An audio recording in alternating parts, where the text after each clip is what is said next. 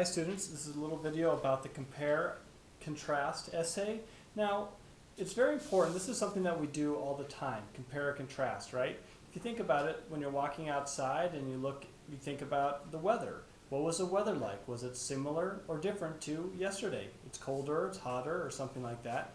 Or maybe you see two friends or two people say, well, that person is taller than the other one, or they are the same size, something like that. Our minds, in a way, are kind of hardwired to make comparisons, to look at similarities between things, or to contrast things, that is, to look at the differences between two things, something that we do very, very naturally.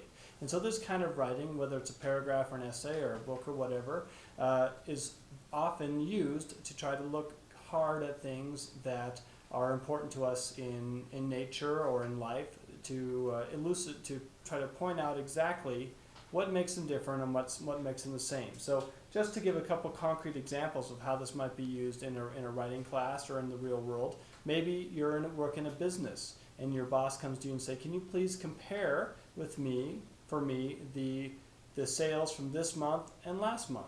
And compare would be look at the similarities. So you go and look and see, okay, well, we sold the same amount of this or the same amount of that, and you could prepare a report. Maybe your boss asks you to do both. Please compare and contrast our income during the last 10 years. You go back and you see, well, I can see that during certain months it's always the same, but in other months it's very different.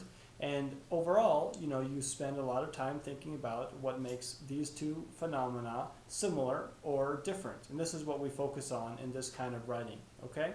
So just to break it down a little bit into how we look at this, if you're writing an essay, if you're writing a paragraph, you want to make it very clear which one you're doing. This essay, or you're going to say, these two things are similar for certain reasons or different for certain reasons. You're going to make that very clear in your topic sentence or in your thesis statement. And when you go on into your body, you're going to try to organize it very carefully and show what is going on between the two things. You want to use maybe some key words, things like on the one hand, on the other hand. You might say point A, in contrast, point B. You might say other words like and, even simple words like and or but or however.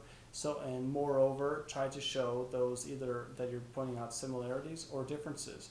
But the main thing is that you want to make it very clear to your reader what kind of essay you're dealing with, or what kind of writing you're dealing with, and whether you're focused on similarities or differences, and then use those key words, those introductory phrases, to show the relationship between the two sentences. Okay?